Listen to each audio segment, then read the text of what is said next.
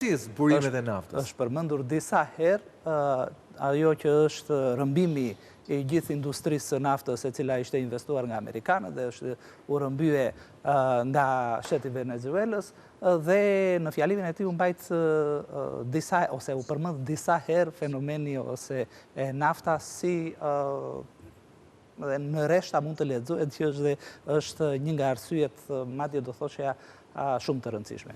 Një nga të dhënat nga të cilat del edhe nga grafikët është se 70% e naftës së importuar sot në bruto në Shtetet e Bashkuara të Amerikës është pikërisht nafta bruto, që tregon që tregu amerikan ka nevojë pikërisht për naftën bruto, të cilën vetë sapo vetë dhe po shteron nuk po e prodhon ose rafinerit të cilat janë të sepse kështu është tregu i rafinerive, pra se nuk është vetëm zgjerrje, po tregu i rafinerive është i tillë, kërkon këtë lloj nafte. Mënyra se si pikërisht funksionon në jugun amerikan, po edhe në veri, po kryesisht në pjesën jugore. Kalifornia, Texasi dhe pak Midwest janë pikërisht rafinerit të cilat kërkojnë ato që është nafta bruto.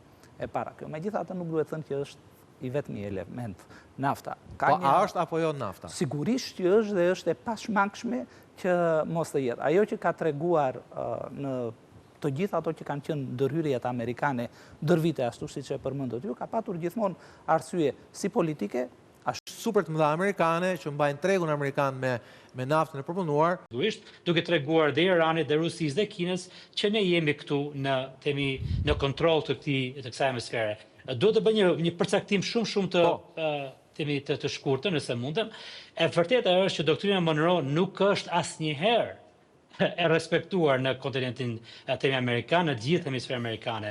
Në 1823 Amerika s'ishte asgjë në aspektin ushtarak në krahasim me Spanjën, Britaninë e Madhe apo me Portugalin. Kështu që nuk është se kishte në një impakt të madh kjo deklaratë, është më shumë aspiruese, nuk ishte një deklaratë me vërtet me dhëm të toja.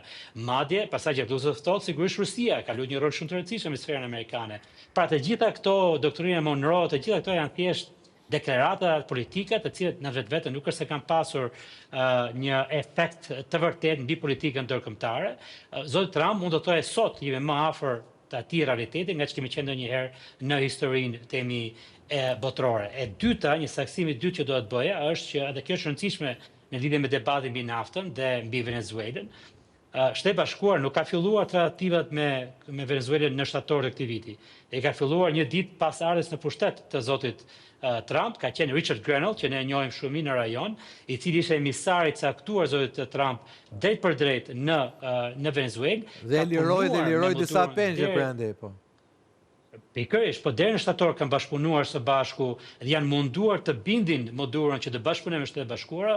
Maduro sigurisht ka pasur presion nga rusët, nga iranjanët dhe nga kinezët dhe nuk ka lëshuar pe.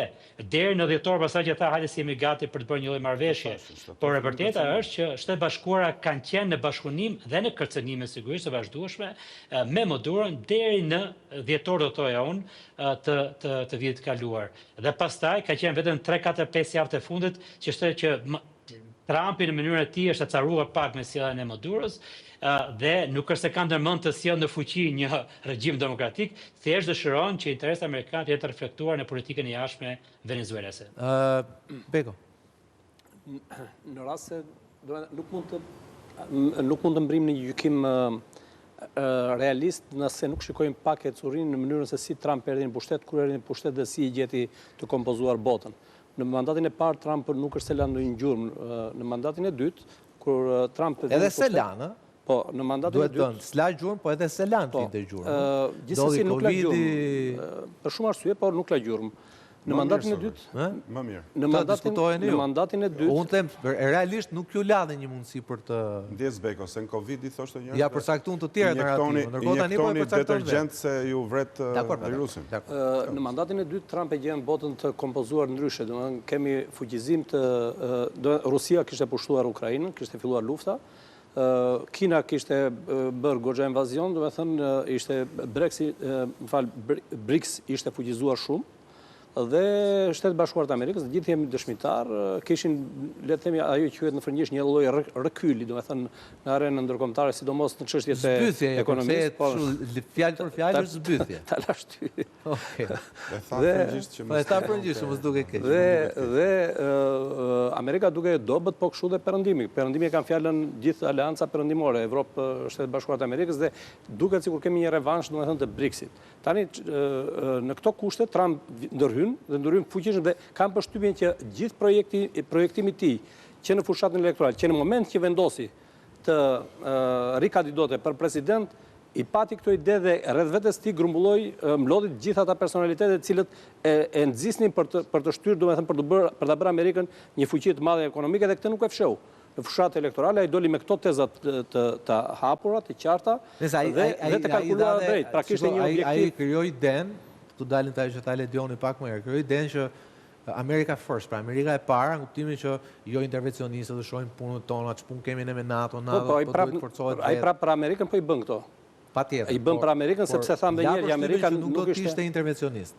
Po ndërkohë kemi ndërhyrje deri në Nigeri, për Krishtinë bombardoi grupet ekstremiste islamike. Po, për të mbrojtur amerikanët. Po se po, i hulli 3 bomba në një vrim. Në Nigeri kemi... Irani nuk diskutojnë, linjën e mesme patjetër. Në Mosgaboj në Nigeri kemi vrasje të shtetasve amerikanë dhe për këtë arsye, domethënë, pra ai është kudo ku cënohen qoftë edhe jo më interesat e mëdha ekonomike të fuqisë amerikane, por edhe apo ushtarake, por edhe individin. Dhe lidhje me krishterimin, ndërkohë që kjo administratë amerikane ka një fill shumë të fortë fetar që nuk ka qenë më parë në kaq publik. Po. Dhe tani ai është i detyruar, domethënë mendoj unë, Trump është i detyruar që të arrisë Amerikën, duhet që meses bën të sigurojë territoret e tij një herë që janë para se sa të shkojë larg territoret e afërta.